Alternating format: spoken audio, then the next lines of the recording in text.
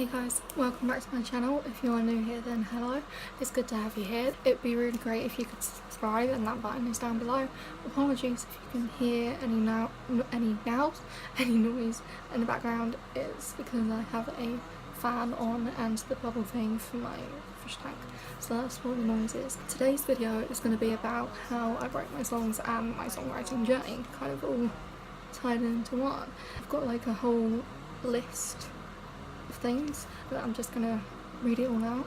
I started to write lyrics only when I was 11, so I was in year 7, and so it was in like secondary school. There was like a 2-week, maybe 3 weeks at the start of the year where I was attending school and I was fine, and then I got really sick and then I missed pretty much the rest of the year, and then when I went back towards the end of that year, that is when I started to write lyrics alone, but I didn't really know they were lyrics at the time.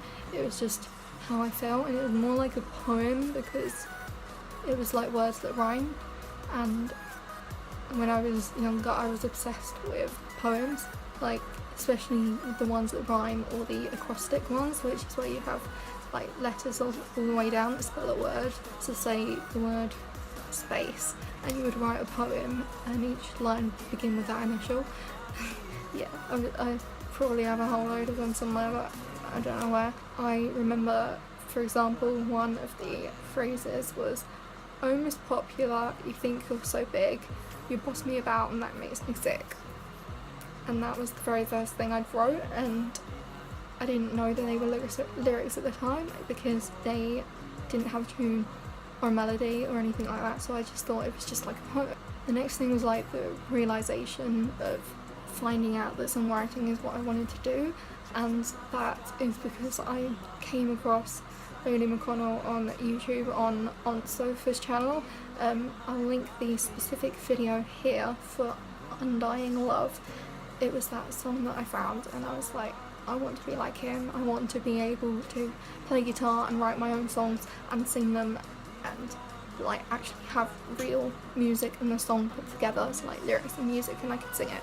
But first I had to teach myself how to sing because Jesus Christ, I wasn't very good. I have a blog post about how Bailey McConnell kind of began my journey, my songwriting journey, so I'll link the thing in here if I can. If not, then it will be in the description bar below. I was 12 then, I just turned 12. I subscribed to Aunt Sophie's channel so that I could see any future videos that Bailey did, just because he was kind of like the main inspiration and the thing that kick-started it all off. After I had taught myself how to sing a bit better than what I was before, I was 14 and I asked for a guitar for my birthday and I got one, and the funny thing was I picked it up and automatically put it in the way that I play, so that this is the strumming hand and this is the fretboard, but apparently that's left-handed and I didn't even know that there was such a difference at the time. I just picked it up and automatically put it like that because that's how I would play, and apparently it was wrong and they were trying to get me to play it this way round and I couldn't do it, so we had to go back to the shop and get it restrung so that I could actually play it. The challenge that was in the way with that was me not being able to afford guitar lessons, and considering I just got the guitar for my birthday, we didn't have the money to fork out on lessons as well. I was on Twitter and I can't remember the name of the account, but he was doing a Q&A. I said to him, I got a guitar for my birthday but I can't play and I can't afford lessons, what should I do? And he said I'll insert a picture of exactly what he said. I would read it off of my phone, but I'm filming with my phone. And he said something along the lines of, I learnt through YouTube, use that so you can effectively teach yourself. And the one thing that hit me in a way was that he believed in me and that I could do it, and that he had faith in me almost, and that was something really, really important to me, just to have one person who believed that I could do it, that I could overcome the issues of not being able to play, so that I could then go on to write my own songs. My first real song I wrote was called Fighting Back, and at the time I felt like I'd been used and like broken. I was confused, but I was also determined to carry on, and I essentially turned something bad into something good, so to speak. So I took those feelings and that situation and that experience and I let it out, and I managed to create this piece of art, this piece of music. I'm not gonna lie, I was pretty proud at the time that I'd managed to do it, and I shocked myself, and I'm pretty sure I may have shocked a few other people as well. I will link Fighting Back here, which was not my very first video, but my very first original video. Over time I used different keys, so I got a capo and I used it on the 1st, 2nd, 3rd, 4th fret, or like with it off, so that I could write my songs, but mainly it was the same chords. They were different variations with the same chord. My camera died. I think I was saying that it was different variations of the same chords. So I changed the chord progressions slightly, but they consisted of the G, D, E minor, C, which are the 4 standard like beginner's chords to learn on guitar. I wrote quite a lot of songs with those 4 chords, and then it got to a point where a lot of them were sounding the same or really similar, and I couldn't really create a different vibe or a different feel, and those chords were like essentially being overused.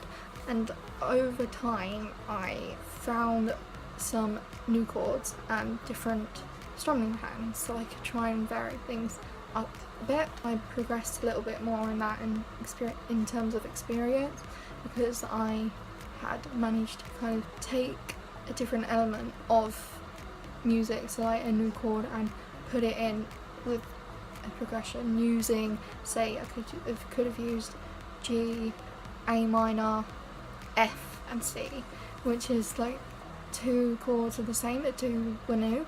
So I managed to do that, and recently I have experimented with new genres and allowing myself to be vulnerable, so feeling that vulnerability of not being in my comfort zone. And I was taught that great things never come from your comfort zones, so I allowed the pain, I allowed the heartache, the feelings of betrayal and anger to write stronger lyrics, like mature themes for my age group.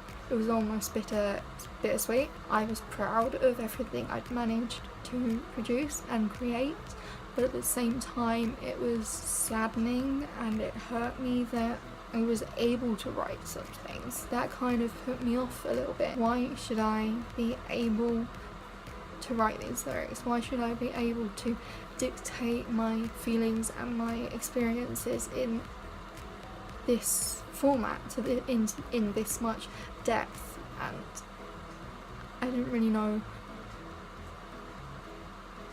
why or how I'd managed to do that. It kind of put me off a little bit, and I had like a phase where I kind of stopped writing because I didn't want to be reminded of things I've been through in the past, or things that I'm still going through, and all of that pain and that anger, that heartache, the feeling of being broken and alone and everything like that, because it made me feel like I was really small, and I was trying to be this bold person who was able to put out this vulnerability, and I wanted to kind of share things with people and help them to understand me, just hear me and see me for a change, so I didn't feel invisible. That brings me on to the methodology. So I used a process of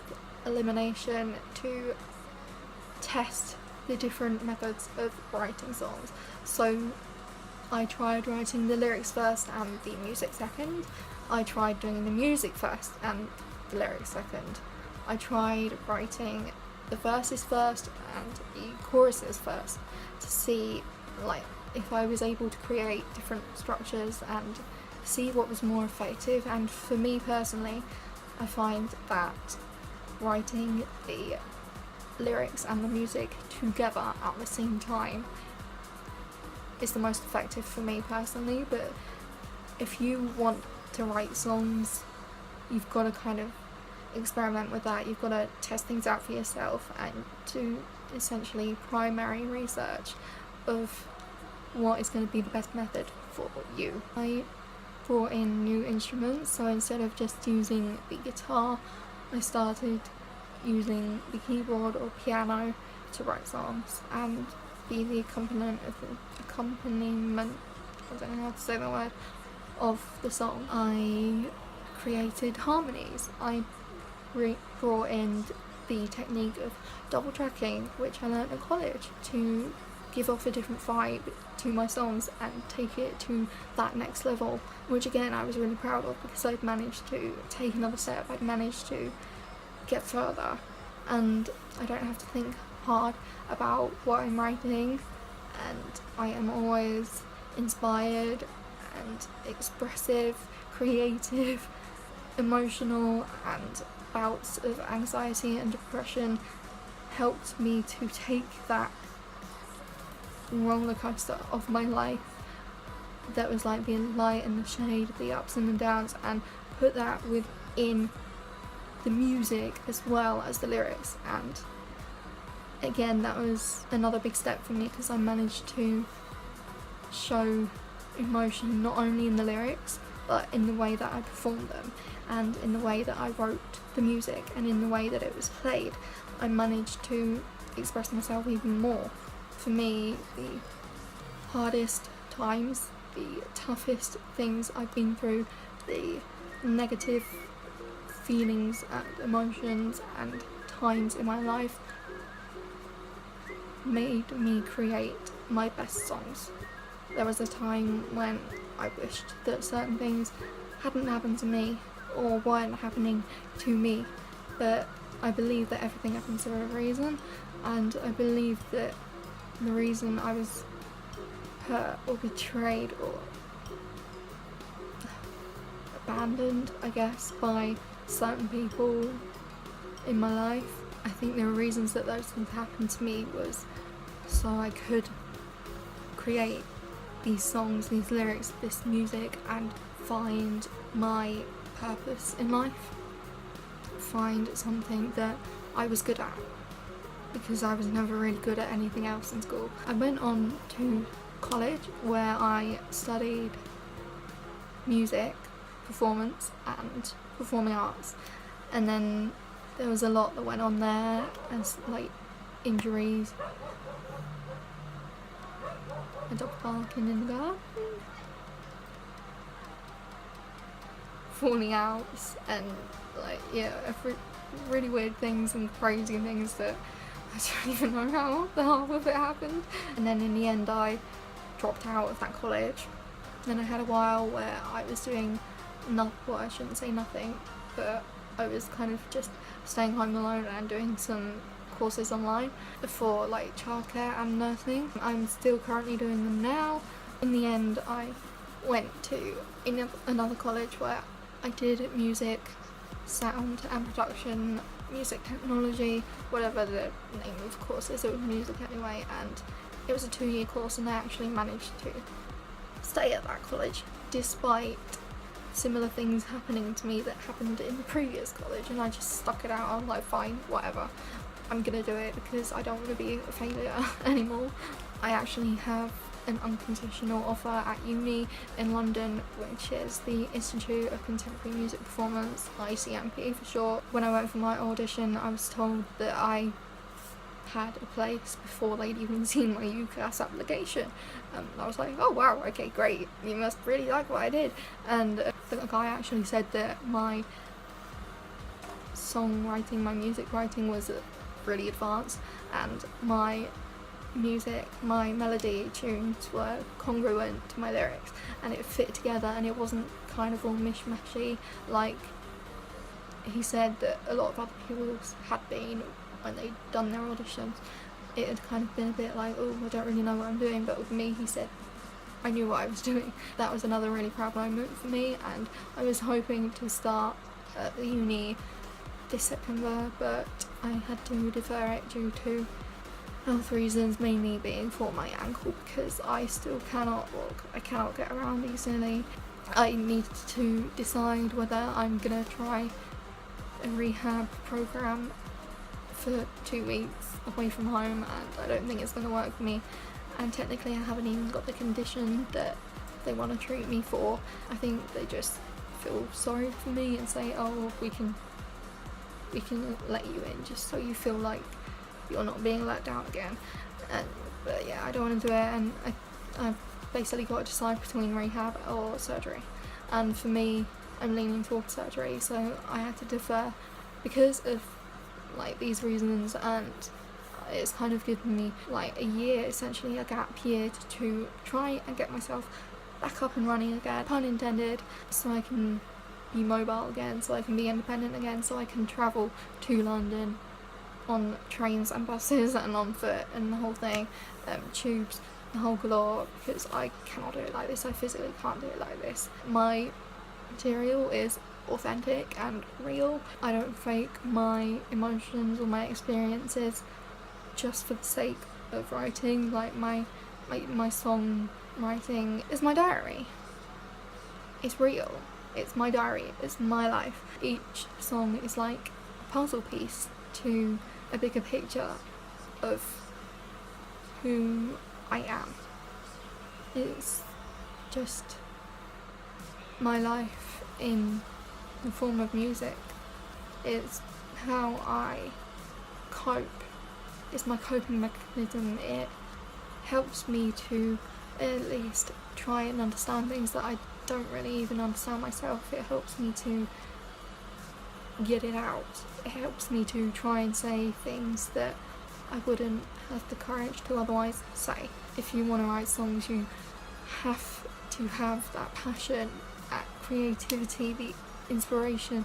You have to have the emotional intent to be able to write songs, to be able to be effective in your songwriting. You know, you've got to put in your blood, sweat and tears. You've got to constantly fight for what you love doing, and even if people aren't happy about what you're doing, or they aren't proud of you, or they've given up on you, or they think that you're being unrealistic and you're chasing these dreams that you're never going to achieve, and all it takes is for one person to believe in you. That's all it takes for you to keep going, and for me that person is Bailey. And if you are wanting to write songs, if you are wanting to go in the same direction that I am, then I believe in you. Let me be that one person who believes in you, so that you can go on to this journey to help you through. I'll be that person. I will. Because if anything, then I know what it's like to feel like you have no one to believe in you, and to feel like you're alone in what you're doing, and that you're disappointing people, and that you feel like you're a failure. I know what that feels like. I'm trying not to cry. Well, I've been crying. I hope that you at least try. If this is what you want to do with life, I hope you try, and I hope you know that I genuinely do believe in you. I will be that one person who is there for you. If you want any tips, any tricks, like more so than what I've given you in this video, if you want to, you know, just have someone to help you understand what you're doing or how to do it, and kind of just guide you even more on a personal level, then please feel free to message me on social media. I've got Twitter, Facebook, Instagram, anything. You can tweet me, you can message me, anything like that, or write down something in the comments down below and I will reply to you. I will be there for you. If you're thinking that this is what you want to do, then you must have that gut feeling that this is the right thing for you because it's the right thing for me. I genuinely couldn't imagine where I would be or who I would be without my songwriting, without this platform, without the creativity, the individuality, the originality of everything, and being able to just share things with other people, with strangers, with friends, with family, with anyone. I hope that you found this video helpful and insightful. I hope you take it with you and try the different methods and techniques and tips and tricks that I have mentioned. I hope you enjoyed this video. If you did, then please be sure to like, share, comment and subscribe. I will see you in my next video. Thank you very much for watching. If you like music, then listen to me as I sing